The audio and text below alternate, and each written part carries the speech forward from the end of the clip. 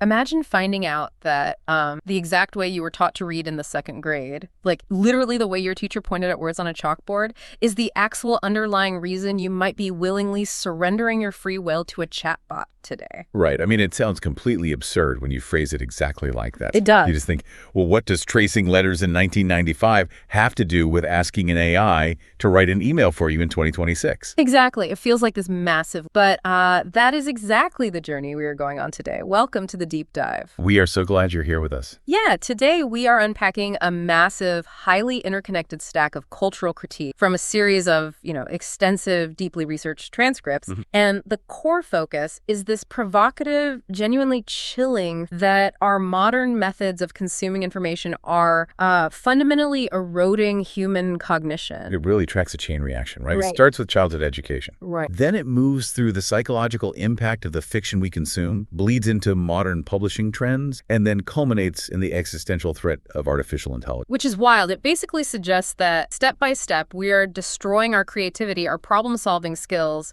and our actual grip on objective reality. Yeah, it's an incredibly ambitious through line. I mean, we'll be looking at the mechanics of early literacy, how fictional media quietly rewires our baseline expectations. The fictions filter. Exactly. The explosion of hyper-specific fantasy, the erasure of complex human archetypes, specifically looking at how we write female characters, and finally how all of this primes us to just hand our cognitive autonomy over. Now, before we really get into the weeds here, I need to make a very clear impartiality disclaimer to you, our listener. Yes, very important. The material we are exploring today contains highly unapologetic, strong, and sometimes, frankly, politically charged opinions. Right. The sources tackle really sensitive subjects. Yeah. Things regarding modern education, gender roles, social dynamics, and we are not taking sides here. No, not at all. We are not endorsing points, nor are we condemning them. Our mission today is strictly your guides through this material. We just want to impartially break down the fascinating arguments presented, fully understand this broader. And it really is a fascinating framework to explore, because the ultimate question we're trying to answer today is, what happens to a society that has lost the ability to sit in intellectual discomfort? What happens when a culture trained to read purely for emotional gratification meets a technology designed to do all of it? Okay, let's trace this right back to the foundation.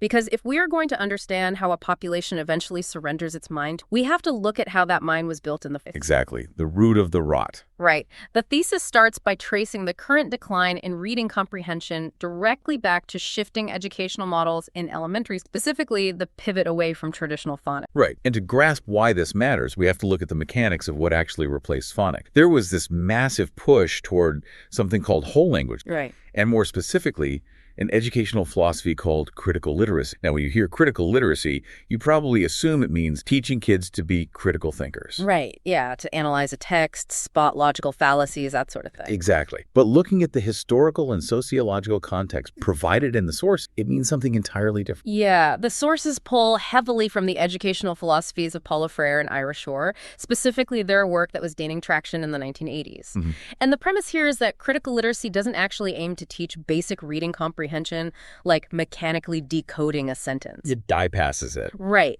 Instead, it treats reading as a process of making the student aware of power dynamics. It shifts the entire focus away from what the author actually wrote on the page and moves it toward interpreting the text through a very specific political or cultural lens. So think about the mechanics of how a child learns. With traditional phonics, you were giving a child an unopinionated tool. Right. C makes the coo sound. Exactly. You teach them consonant blend. You're teaching them the physical mechanics of decoding an arbitrary symbol into a sound, and then stringing those sounds together to form a word. Right. And once they have that mechanical skill, they can decode anything. But critical literacy, according to this framework, bypasses those mechanics entirely to focus on the emotional or social resonance of the word itself. The text mentions this fascinating and kind of alarming concept of generative words. Oh yeah, this is wild. The strategy was for educators to study the sociological background of their students to find key words from their daily lives. Words like slum or wealth or police. Right. And instead of using those words to teach phonetics or grammar structure, they use them to trigger social awareness. The reading lesson becomes a vehicle for raising political... Which fundamentally changes the goal of reading. The goal is no longer to equip the child with the independent skill to decode complex ideas. The goal is to elicit a specific emotional and political reaction. Okay, let's unpack this. Because it's like, if teaching traditional reading is giving a kid a master key that can unlock any book in the library, this critical literacy approach is giving them a political decoder ring and telling them to only look for the secret messages. That is a great analogy. But mechanically speaking, what is happening in the child's brain? Are they actually reading, or are they just scanning for things to react? Well, if we follow the data laid out in the sources, it severely hinders actual reading comprehension. The brain is essentially being trained to skip the hard work of syntax and grammar and jump straight to emotional pattern recognition. And to contrast this, the material points to the Program for the International Assessment of Adult Comp, PIA. Right. They define true literacy as the ability to access, understand, evaluate, and reflect on written text. Notice the word access. Access requires a mechanical mastery of the language. If you don't know what a word means, you have to be able to sound it out, look it up, and grapple with it. And there's this deeply personal anecdote in the sources that really drives this home. The author talks about being in a public school in the 2nd grade and realizing they couldn't read at all. Not even a little bit. Right, because instead of sounding out words, the classroom time was spent watching movies, gluing construction paper together, and later on, inexplicably learning how to put condoms on bananas. Yeah, that part was wow. It was the author's father who finally pulled them out to homeschool them over the summer. He just used hooked on phonics to force feed the mechanical decoding of language until they hit a baseline of literacy. What's fascinating here is that intervention highlights a crucial neurological concept discussed in the text, the Matthew effect. Oh, right. The rich get richer, but with vocabulary. Exactly. In reading development, the Matthew effect describes how a person's initial reading level dictates their exponential cognitive growth over time. If you teach a child phonics, you give them the ability to mechanically decode words. When they encounter a hard word, they don't panic. They sound it out. Right, they look it up. Yeah, and because they can do this, they read slightly more complex texts, which exposes them to more new words, which builds their cognitive capacity to handle even more complex text. The growth curve shoots upward exponentially. But if they start lower, if they are taught to just guess words based on pictures, or if they are taught via critical literacy, where the focus is on how a word makes them feel rather than what a complex sentence objectively means, they don't just stay a little behind, they are left permanently. When they encounter a difficult text, they hit a wall. They don't have the mechanical tools to decode it, so they experience friction, they feel frustrated, and they just give up. Because they are never taught how to sit in the discomfort of not knowing something. Exactly. They're taught that if a text makes them feel bad or if it doesn't immediately validate their worldview, the text is the problem, not their reading comprehension. Precisely. They lose the ability to push through intellectual friction. So think about the listener's daily life. Think about how often you see people online reading a headline, entirely misunderstanding the syntax or the nuance of the actual article, and just reacting with pure emotional outrage. It happens every day. If we graduate an entire population that reads at a surface level and is literally conditioned by their early education to only know how to react emotionally to buzzwords, well, we become incredibly vulnerable. Because if your brain hasn't been trained to decode complex reality, where do you get your reality? You get it from stories. You get it from the media. Which brings us to section 2, the psychological mechanics of how we construct our world. The thesis suggests that if our foundational reading skills are hollowed out, we become exceptionally susceptible to the ambient data hidden inside fiction. Right.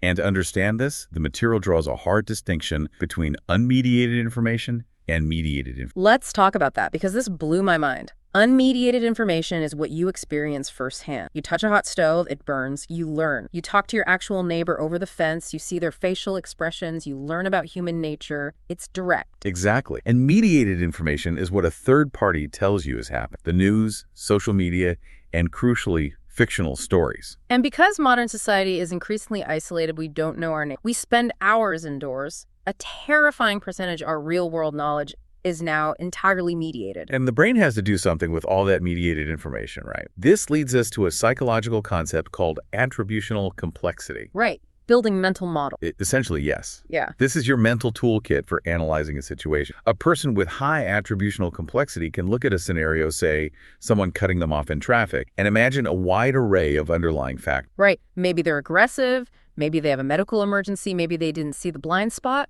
You're building mental models of human behavior, and the text notes that fiction can actually increase this. Exposing yourself to diverse stories should build better mental models. It should, but there is a massive vulnerability here. If the fiction you are using to build your attributional complexity is fundamentally false, simplistic or heavily biased, your mental toolkit becomes compromised. You're building your baseline reality on a foundation of sand. The example the text uses for this is absolutely perfect. Yes, I want you, the listener, to think about the book Lord of the Flies. Almost everyone reads it in high school. Right. The cultural assumption, driven entirely by this one specific novel, is that if you leave a bunch of boys alone on an island without adult supervision, they will instantly revert to savage animals. They'll start forming cults, hunting each other, smashing piggies' glasses. We literally use the phrase a Lord of the Flies situation in boardrooms and politics as if it is an established, peer-reviewed scientific fact. It has become an ambient cultural truth, but the material points out a staggering historical counterpoint. In 1965, there was a real-world incident that perfectly mirrored the setup. 6 teenage boys from Tonga stole a boat, got caught in a storm, and drifted for 8 days before shipwrecking on a remote island. They were stuck there for 15 months. 15 months. What actually happened? Did they turn on each other? Did they start worshiping a pig's head? Not at all. No. They cooperated. They set up rosters for foraging and cooking. They created a makeshift gym. When one boy fell and broke his leg, the other set it perfectly using sticks and leaves, and they did all his chores until he healed. They survived through profound empathy and teamwork. Real, unmediated life was starkly contrary to the fiction. Yet the cynical fiction of William Golding is what our entire society accepts as baseline reality. And that perfectly illustrates the cognitive phenomenon known as the illusory truth effect. This is a glitch in human psychology where the mere repetition of an idea makes it feel more plausible and true over time. Even if you explicitly knew it was false the first time you heard it? Exactly. The human brain uses a shortcut. It equates repetition with validity. If you see a concept modeled 4, 5, 10 times across different media, your brain starts to encode it as an ambient truth about the world. The text highlights an incredibly intense, tragic example of this from the late 90s, the Columbine shooting. If you were around then, you remember the media narrative. Shows like 60 Minutes relentlessly push the idea that violent video games, specifically Doom, directly cause the shooters to become violent. Which was completely false. Right. The material is very clear. Decades of studies show that violent video games do not cause real-world violence, but the idea took hold in the public consciousness. Why? Because of the fiction filter. Exact. Because after that initial media panic, fictional TV procedurals, movies, and crime novels started incorporating that exact trope to be timely. For a decade after Columbine, almost every fictional detective show featured a troubled teen whose brain was warped by... The constant repetition of the trope in fiction planted it as an undeniable reality in the minds of the public. Here's where it gets really interesting, though. Because honestly, as a listener, I'm sitting here thinking, come on, we all know fiction isn't real. Right. If I watch a medical drama, I know those aren't real doctors.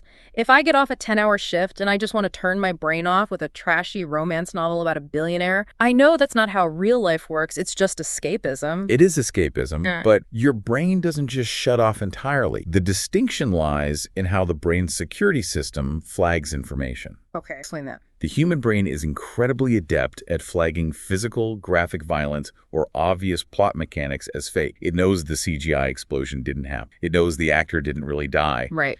Because it flags those explicit things as fake, it doesn't rewire your empathy regarding physical violence. But while your brain's security guard is busy looking at the dramatic plot points and stamping them as fiction, the ambient social data is slipping through the back door unnoticed. It absorbs the gender dynamics. Yes, it absorbs the power structures, the subtle relational cues, the way conflict is resolved. If we connect this to the bigger picture, that ambient data bypasses your critical filter and encodes itself into your memory as structural reality. Over time, this quietly rewires your baseline expectations of what is socially acceptable. And the mechanism of how we consume this matters immensely. The sources touch on the difference between active and passive assumption. There is a fascinating study cited about kids and executive function. The SpongeBob study. Yeah. They took a group of young kids and divided them into 3 groups. Group 1 drew with markers for 9 minutes. Group 2 watched a relatively slow-paced educational cartoon. Group 3 watched the frantic, highly stimulating show SpongeBob SquarePants for 9 minutes. Just 9 minutes. Then they gave all the kids a puzzle to test their executive function and problem solving. The results are staggering. 70% of the kids who were drawing passed the test. Most of the kids who watched the slow cartoon passed. Only 15% of the kids who watched SpongeBob passed. Just 9 minutes of fast-paced, passive visual consumption temporarily wrecked their brain's ability to plan and focus. And the framework maps that active versus passive dynamic directly onto literature. Literary fiction, complex, challenging text requires active cognitive work. You have to search for meaning, You have to sit with ambiguity. Right. Commercial or popular fiction, especially mass-market escapism, is designed to be consumed passively. It spoons the narrative directly into your mouth. There's no friction. And because you are in a passive, relaxed cognitive state, that ambient world-building data slips in completely unquestioned. So let's connect the dots here. We have a foundational education system that has hollowed out mechanical reading. We have a psychological mechanism where our brain quietly ambient data in the fiction we passively consume to construct our baseline reality. So what happens when that fiction is no longer explore the human, but is engineered purely to satisfy selfish, impulsive dopamine? You get a structural collapse of literary integrity, which brings us to the third major pillar of this critique, the fan fiction culture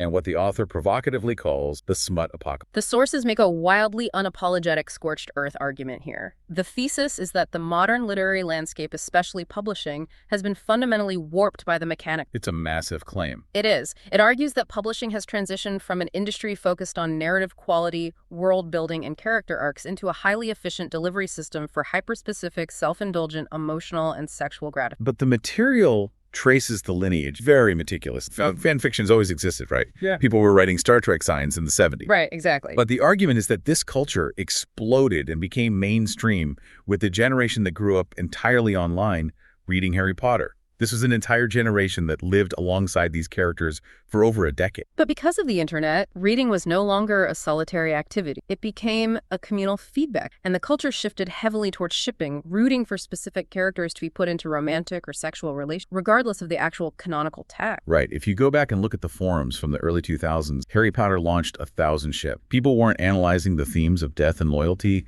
They were writing 100,000-word alternate universes where Draco Malfoy and Harry Potter fell in. And the critique here isn't just about the subject matter. It's about what this did to the psychology. It birthed a culture where the emotional desires of the reader took absolute precedence over the integrity of... It trained an entire generation of writers and readers to view literature not as a window to look out into a complex world, but as a mirror designed purely to reflect their own hyper-specific desires back. The material refers to this as supreme self. In a traditional literary sense, an author might make deeply uncomfortable. They might kill off a beloved character or have the protagonist fail spectacularly. Because it serves the greater narrative and mimics the tragedy of real life. Right. But in fan fiction culture, the primary function story, personal, emotional, and gratification, discomfort is a systemic flaw. Exactly. If a character does something problematic or the story veers away from the expected dopamine hit, the author is routinely bullied, harassed, and pressured into changing it by the... The text shows exactly how this bled into mainstream public. It points out how Twilight was heavily influenced by the melodramatic fan dynamics of the internet era, and then quite literally, 50 Shades of Grey began as Twilight fanline. They just filed this year. Changed the names from Edward and Bella to Christian and Anastasia, and it became a global publishing phenomenon.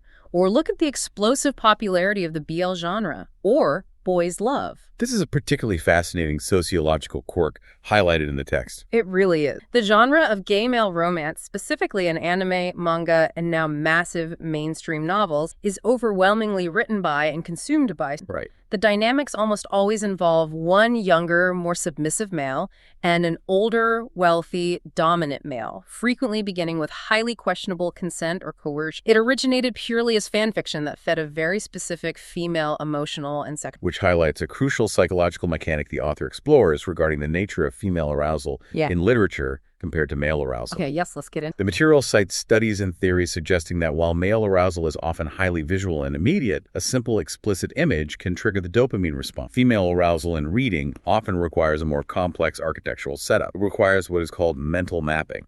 Explain mental mapping. What does that actually look like in the brain?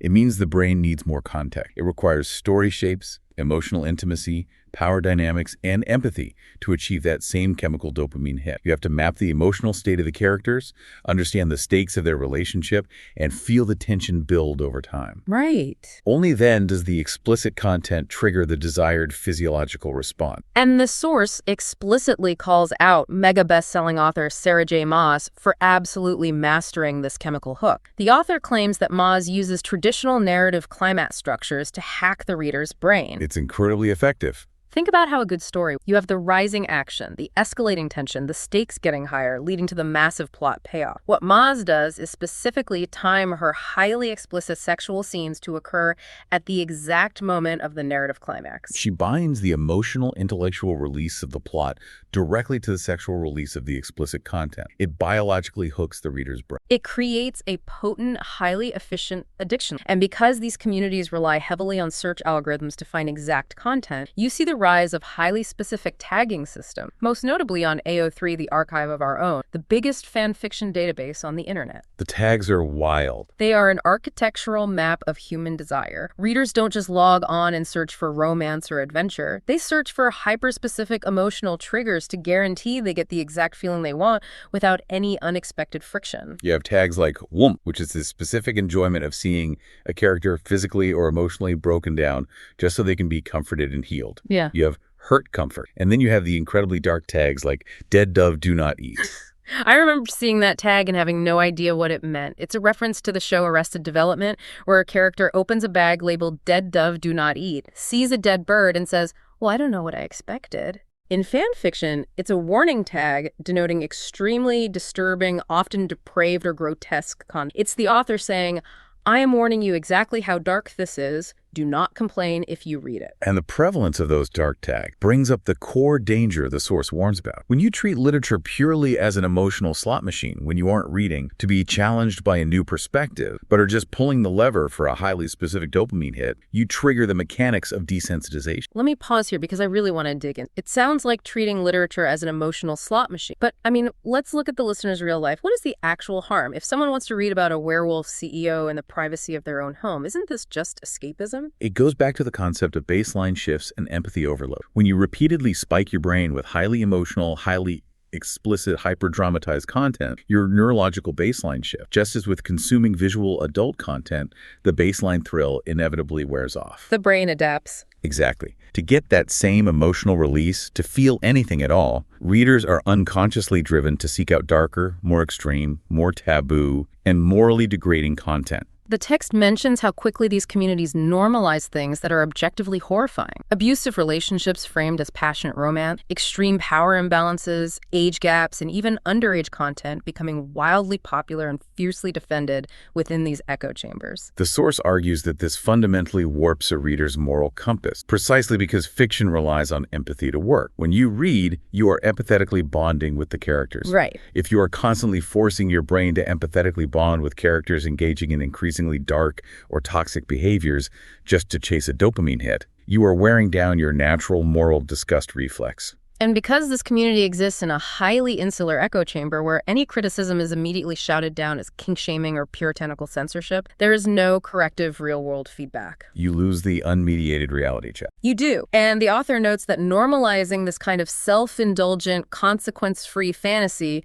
inevitably leaks out into the real world because, remember Section 2, the brain absorbs ambient fictional data as reality. Right. If your ambient data is entirely comprised of toxic fantasies, it alters how you judge actual relationships and red flags. And think about what this does to the writer. If you have an entire generation of young writers who learn their craft in the fan fiction trenches, where the only metric of success is how efficiently you pander to the audience's emotional fan, they never learn how to write complex, flawed human beings. They only know how to write trope. Which transitions us perfectly into the next major consequence. When an entire generation of writers forgets how to build actual humans, how does that affect the stories we were telling on a massive scale? Specifically, how does it affect the way we portray women? This is one of the most fascinating sociological critiques, higher stack. We are looking at the modern fallacy of the strong female. It's a huge paradox. The source claims that the modern demand for strong female characters has resulted in poorly written, toxic characters who are essentially men in female bodies, effectively erasing true femininity from literature. The argument is that modern writers, steeped in this trope-driven mindset, have mistakenly equated the concept of strength strictly with physical dominance, emotional invulnerability, and absolute independence. In other words, they have taken traditional masculine traits and simply copy-pasted them onto female bodies. Exactly. Think about the movies and shows you've watched recently. The text points out how constantly you see scenes explicitly designed to prove a female character's worth through masculine metric. She rejects the lighter sword and demands the heavy broadsword. She gets deeply offended if a male character offers to help her. She walks into a bar and physically beats up 5 men twice her size without breaking a sweat. The author argues that writers aren't creating strong women. They are just taking traditional, sometimes even toxic male action hero tropes and slapping them onto female characters. And the tragic cost of this, according to the critique, is that they are actively stripping away uniquely feminine trait. Why? Because modern cultural philosophy has falsely categorized those feminine traits as weaknesses. Traits like motherhood, nurturing, relying on a romantic partner, or displaying emotional vulnerability are viewed as a loss of agency. Oh man, agency. The author goes on an absolute tear about how much they hate the modern internet usage of this word. They do, and it's a vital distinction. The source points out that agency is a legitimate sociological term. It refers to an individual's capacity to act independently and make their own free choice. But applied to storytelling by modern internet critics, the word has been completely corrupted. It has been twisted to mean that a character only has agency if she is in total, flawless control of the narrative at all times. She must never take orders, never make a mistake, and never rely on anyone else. It's absurd when you think about how stories act. The text points out that if a female soldier takes a lawful order from a general in a movie, the internet discourse will complain that the writer robbed her of her agency. If a female character willingly sacrifices her own goals to prioritize her child's life, she is criticized for losing her agency to the trope of mother. The author contrasts this corrupted modern version with some incredibly powerful, enduring, positive examples of true feminine strength. They start by dragging the bad examples like Stella Gibson from the show The Fall, who treats the men around her as entirely disposable and uses them for sex in a way that mimics toxic masculinity. Or Helena Shaw from the latest Indiana Jones movie, who is written as aloof, cynical, and entirely self-serving. But then the author points to the gold standard Ellen Ripley in Aliens. Oh, yes! Ripley doesn't strap on the pulse rifle and go down into the alien hive to prove she's a badass. She goes down there purely out of a maternal instinct. Her absolute ferocity is born from the desperate need to protect the orphan girl Newt. Or look at Sarah Connor in Terminator. Her transformation from a terrified waitress into a hardened warrior is entirely driven by the need. The material also highlights Dr. Joan from 12 Months. Her entire timeline-breaking mission is driven by a mother's profound grief and love for her daughter. And of course, Eowyn from Lord of the Rings. She relies on Mary in the battle. She proudly declares her gender before defeating the witch. So what does this all mean for the listener? I mean, if I'm a writer or just a reader who wants good representation, isn't it a good thing to show women swinging broadswords and not needing rescue? This raises an important question, and the expert clarifies the source's stance wonderfully here. A woman swinging a sword is fantastic. The problem is not the sword. The problem arises when writers implicitly tell women that they must behave like men, that they must be hyper-independent and emotionally closed off in order to be considered valuable. Because the implicit message is that being a traditional woman is a lesser state. Exactly. You are erasing the woman to save the character. By making female characters infallible and hyper-independent, writers strip them of relatable human arcs. They don't grow because they start out perfect. Okay, we need to take a deep breath and synthesize the journey so far, because all these dominoes have been lining up, and the final drop is terrifying. Let's look at the society we've built in this deep dive. We started with a populace that was systematically taught not to read. Through critical literacy, they bypass intellectual friction and jump to emotional reactions. Because their foundational reading skills are weak, they are highly susceptible to the ambient realities presented. Right. Then they retreat into the communal echo chambers of fan fiction and smut, rewiring their brains to demand hyper-specific dopamine hits. This destroys their capacity for empathy and warps their moral compass. This ecosystem then produces writers who only know how to write self-indulgent tropes. They erase true human complexity, replacing nuanced feminine archetype, flat, infallible avatar. So you are left with a society that is cognitively fragile, a society addicted to emotional validation, untethered from authentic human struggle, and entirely reliant on screens to deliver their mediated reality. Which brings us to the final terrifying frontier of the AI atrophy, surrendering the mind. This is where the thesis stops being an analysis of media and becomes an existential warning. The final source argues that using generative AI tools like ChatGPT or Claude for writing, brainstorming, or daily problem solving is not just a debate about plagiarism. It is an existential threat that will physically atrophy the human brain and effectively hollow out human consciousness. The author introduces a concept here called cognitive debt. When you use an AI to do a task, say you ask it to write a difficult email to your boss, you are deferring mental effort in the short, and it feels great. But that deferred effort incurs a massive, compounding, long-term cost. The cost is a diminished capacity for critical inquiry. It's loss of creativity. It's like the Google effect, but dialed up to 11. If your brain knows a piece of information stored online, it won't bother encoding it. But generative AI is fundamentally different. Google just stores facts. AI does the actual thinking for you, so the knowledge never even touches your brain. The author connects this directly to the French philosopher Jean Baudrillard and his work simulacra and simulation. Baudrillard warned of a modern world where the simulation of reality dictates actual reality. The author points out that an AI is the ultimate unreality. It is a machine that has never felt the warmth of the sun on its skin. Right. It has never felt grief or love. It is merely generating probability matrices that simulate human text. And if human writers start using AI to write their novels, the tether to objective reality snaps completely. We will have a society learning how to be human by reading simulations created by a machine that has never been human. The source brings up a fascinating and frankly chilling study from MIT that visualized. They took participants and had them write essays. Half the group wrote normally. The other half used AI to help them write. They monitored their brain activity, and they found that when participants used the AI, the actual neural connectivity in their brains systematically scaled down. Literally, less of their brain was firing. The lights were turning off. Yeah. And worse, shortly after the exercise, the AI users were largely unable to remember what they had just written. Because they didn't write it. Look at how fast this is escalating in the real world. The author cites a Harvard Business Review report tracking how normal people use these tools. In early 2024, the top use case for AI was generating AI, but by 2025, the #1 use case became therapy and companionship. That is deeply dystopian. Millions of people are using an algorithmic text generator as their primary source of emotional support. And this loops us all the way back to the beginning. The author uses a really potent analogy here.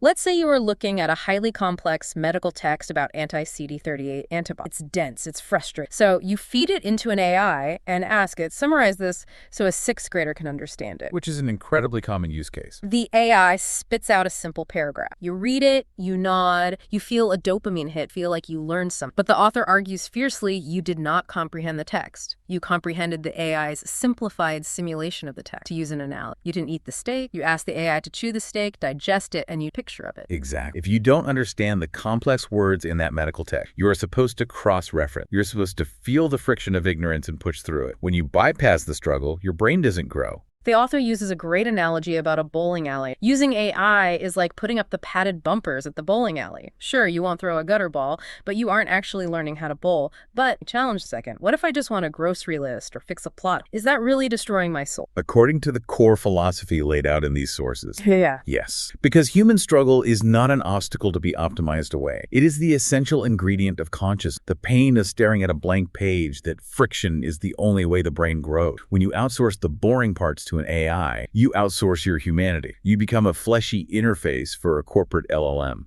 It is a stunning, terrifying alignment of sources when you step back. A civilization primed by fractured literacy, addicted to the emotional slot machine of smut that actively erased authentic human care. That civilization is perfectly positioned to slip on the one ring of AI. We are willingly enslaving ourselves because it's easier than thinking. We are choosing immediate cognitive comfort over the survival of our own intellect. So as we wrap up this massive journey, I want to speak directly to you, the listener. Why does this matter? Because your brain is a muscle. Every time you push through a difficult book, every time you sit in the discomfort of forming your own original thought without checking a screen, you are actively preserving your humanity. If all of this is true, if our media is designed to numb us and our technology is designed to think for us, what if the ultimate act of modern rebellion isn't a protest or a political movement? What if the most radical, dangerous thing you can do tomorrow is to simply sit in a quiet room, open a difficult book, and allow yourself to struggle with it? That is a profoundly powerful question. Thank you so much for joining us on this intense deep dive into this source material. Take care of your minds out there.